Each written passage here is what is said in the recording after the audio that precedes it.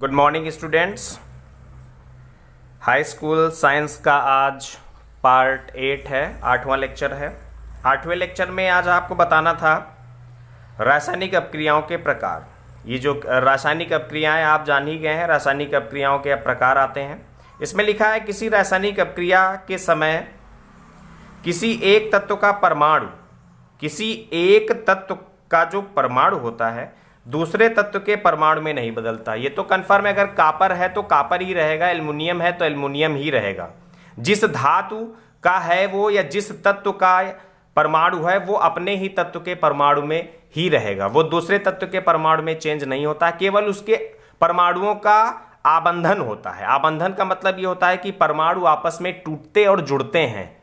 ठीक है, परमाणु किसी भी तत्व के परमाणु जाके दूसरे तत्व के परमाणु में मिल जाता है, लेकिन वो अपने स्वरूप, अपने प्रारूप को नहीं बदलता। परमाणु जिसका होगा, जिस तत्व का होगा, वो उसी तत्व का परमाणु होगा। कन्फर्म। अतः किसी रासायनिक अपक्रिया में परमाणुओं के आपसी आबंधन के टूटने एवं जुड़ने से नए पदार्थों का निर्माण होता है। ये कन्फर्म हो गया कि मैंने बताया था कि परमाणु आपस में जुड़ते हैं। तत्वों के परमाणु आपस में, कई तत्वों के परमाणु आपस में जुड़ सकते हैं या टूट सकते हैं, लेकिन परमाणु नहीं टूट सकता। परमाणु के आबंधन टूट सकते हैं। दो या दो से अधिक परमाणु अगर आपस में जुड़े हैं तो वो टूट के अलग हो सकते हैं, लेकिन परमाणु, आप सोचिए कि एक परमाणु आधा आधा हो जाए तो ये पॉसिबल नहीं है। तो इस आधार पर रासायनिक अपक्रिया निम्न प्रकार की होती है। नंबर 1 संयोजन अपक्रिया, नंबर 2 वियोजन अपक्रिया, नंबर 3 विस्थापन अपक्रिया, नंबर 4 द्विविस्थापन अपक्रिया, द्विविस्थापन अपक्रिया, और नंबर 5 उपचयन तथा अपचयन अपक्रियाएं। ठीक है, उपचयन तथा अपचयन। उसके बाद उपचयन तथा अपचयन में मिक्स अपक्रिया होती है। एक अपक्रिया होती है जिसे बोलते हैं रेडॉक्स अपक्रिया। अभी आगे हम इस पे डिस्कस करेंगे, लेकिन यहीं पे आप समझ लीजिए कि उपचयन और अपचयन अपक्रियाएं क्या होती हैं। जब इनको जान जाएंगे तो उसके बाद ये एक ऐसी रासायनिक समीकरण, एक ऐसी रासायनिक अपक्रिया होती है जिसमें उपचयन अपचयन दोनों मिक्स में होता है। अभी उपचयन अपचयन आप नहीं जानते हैं, आगे हम बताएंगे, लेकिन उपचयन और अपचयन दोनों मिक्स में होने लगे अगर किसी रासायनिक अपक्रिया में, तो समझ लीजिए वहां पर रेडॉक्स अपक्रिया बोलते हैं। एग्जाम्पल भी मैं बताऊंगा रेडॉक्स अपक्रिया क्या होती, बहुत इंपॉर्टेंट है। ज्यादातर क्वेश्चन में 2 नंबर में पूछा जाता है रेडॉक्स अपक्रियाएं क्या है तथा उदाहरण सहित दर्शाइए। ठीक है, आगे डिस्कस करेंगे हम। हर एक 5 है, उसके बाद रेडॉक्स मिला के अगर देखा जाए तो 6 हो गई। वैसे बेसिक आपकी 5 है, तो इन 5 और रेडॉक्स अपक्रिया मिला के जो 6 अपक्रियाएं हो गई, इनके बारे में बारी बारी से हम डिटेल डिस्कस करेंगे। तो आप सबसे पहले हम डिस्कस करते हैं संयोजन अपक्रिया। नंबर 1 देखिए पढ़ा हुआ है, नंबर 1 संयोजन अपक्रिया। तो संयोजन, संयोजन का मतलब होता है जुड़ना। तो जब 2 या 2 से अधिक अभिकारक आपस में मिलकर एकल, एकल का मतलब होता है एक, कई, 1 2 3 4 5 6 सब आपस में मिलके एक उत्पाद बना लेते हैं, तो इस प्रकार संयोजन हो जाता है। संयोजन का मतलब आपस में मिल गए। तो कई अभिकारक मिलकर जब एक उत्पाद बना लेते हैं तो उसे बोलते हैं संयोजन अपक्रिया। जैसे A+B तीर का निशान C तो देखिए यहां पर उत्पाद आपका एक है कि नहीं है, केवल C अकेला है, लेकिन A और B अभिकारक आपके 2 हैं। इसमें अभिकारक आपके और भी आ सकते थे, यानी इसको हम ऐसे भी समझने के लिए ऐसे भी लिख सकते थे A+B+C+D dot dot dot dot dot तीर का निशान, और जो भी लास्ट में आपका ABCDEF मान लिया, यहां तक G तक आप आए तो उसके बाद ये E, यानी इधर आपका केवल एक ही रहेगा, इधर आपके कई हो सकते हैं। कई एक नहीं हो सकता, लेकिन एक से एक बनेगा तो क्या फायदा। संयोजन मतलब संयोजन के लिए कम से कम 2 अभिकारक होने अनिवार्य हैं, यानी A+B तीर का निशान C। ओके, तो यहां पर देखिए कार्बन और ऑक्सीजन, कार्बन और ऑक्सीजन जब आपस में मिल जाते हैं तो CO2 यानी एक कार्बन डाइऑक्साइड बनता है अकेला। उसके बाद यहां पर H2+O2 है। H2 आपका हाइड्रोजन है, O2 आपका ऑक्सीजन है। हाइड्रोजन और ऑक्सीजन मिलकर जल बनाते हैं, और ये 2 और 2 आगे बैलेंस करने के लिए लगा है, वो बैलेंस आपको बता चुका हूं। फिर यहां पर अब दूसरी हेडिंग में आ जाइए, वियोजन अपक्रिया। संयोजन का जस्ट अपोजिट। संयोजन में क्या था, संयोजन में 2 या 2 से अधिक अभिकारक आपस में मिलकर एक उत्पाद बना रहे थे। अब यहां पर वियोजन में क्या होगा कि एक अभिकारक, वियोजन एक अभिकारक 2 या 2 से अधिक उत्पादों में टूट जाएगा, कम से कम 2 और मैक्सिमम कोई लिमिट नहीं, कितने भागों में टूट जाए।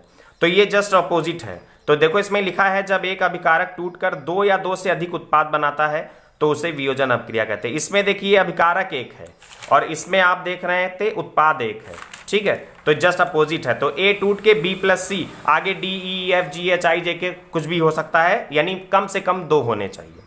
वियोजन निम्न प्रकार से होता है। तो किसी भी अभिकारक का टूटना कई प्रकार का हो सकता है। ये अब वियोजन अपक्रिया के अंदर की हम बात कर रहे हैं। तो पहला आपका हो गया ऊष्मीय वियोजन, दूसरा हो गया वैद्युत और तीसरा हो गया प्रकाशीय वियोजन। तो अब हम जानेंगे ऊष्मीय वियोजन क्या है, वैद्युत वियोजन क्या है, प्रकाशीय वियोजन क्या है, यानी वियोजन अपक्रिया के अंतर्गत ये अपक्रिया है। तो ऊष्मीय वियोजन नाम से ही पता चला, ऊष्मा मतलब हीट यानी टेम्परेचर।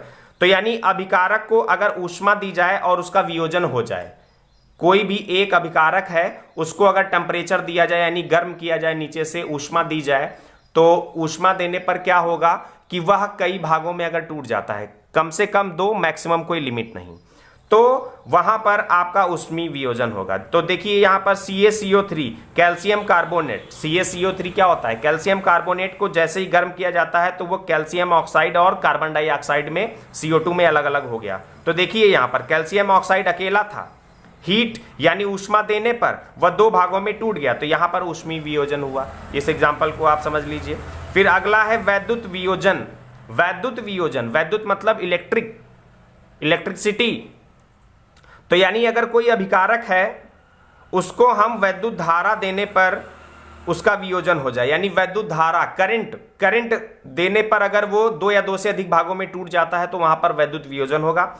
यहां पर आप देखिए जो H2O होता है, जल, जो पानी आप पीने में इस्तेमाल करते हैं, जल में अगर वैद्युत धारा प्रवाहित कर दी जाए तो वो हाइड्रोजन और ऑक्सीजन दो अलग अलग भागों में टूट जाता है। तो यहां पर जल अकेला था, एक अभिकारक यानी एक पदार्थ है आपका जल, उसमें जैसे ही वैद्युत वियोजन कराया गया, धारा प्रवाहित की गई, तो धारा प्रवाहित करने पर क्या होता है कि वह जल हाइड्रोजन और ऑक्सीजन में अलग अलग हो जाता है।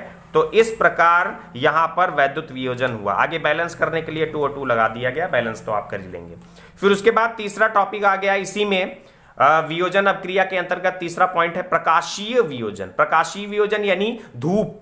अगर कोई ऐसा पदार्थ है कि जिसमें धूप अगर डाली जाए, सूर्य का प्रकाश अगर उसमें डाला जाए, तो उसमें वह अभिकारक या पदार्थ अपने भागों में, कई भागों में टूट जाए, कम से कम दो, अधिकतम कोई लिमिट नहीं है, अगर भागों में टूट जाता है तो वहां पर आपका प्रकाशीय वियोजन होता है। वियोजन मतलब अलग होना और प्रकाश मतलब प्रकाश के द्वारा। तो यहां पर अभिकारक का सूर्य के प्रकाश द्वारा वियोजन हो, तो यहां पर AgCl क्या है, AgCl क्लोराइड है। Ag यानी चांदी का क्लोराइड है ये। तो चांदी का जो क्लोराइड होता है वो सूर्य के प्रकाश में क्या होता है कि Ag यानी चांदी और Cl2 यानी क्लोरीन गैस, ये Cl2 आपका क्लोरीन है, तो क्लोरीन में अलग अलग वियोजित हो जाता है। तो इस प्रकार से हम कह सकते हैं कि यहां पर ऊष्मीय वियोजन हुआ। ठीक है, AgCl का ये सूर्य के प्रकाश द्वारा दो भागों में बट गया, और बैलेंस करने के लिए 2 और 2 बैलेंस इसको तो कर ही लोगे, तो बैलेंस हो गया। अब हम डिस्कस करेंगे पार्ट 9 विस्थापन अपक्रिया से। तो यानी हमने आपको 2 बता दी हैं, अब विस्थापन अपक्रिया क्या होती है, वियोजन अपक्रिया के अंतर्गत क्या आती हैं वो भी मैंने आपको बता दिया। विस्थापन से नेक्स्ट टॉपिक में डिस्कस करेंगे पार्ट 9 में विस्थापन अपक्रिया। Okay, thank you.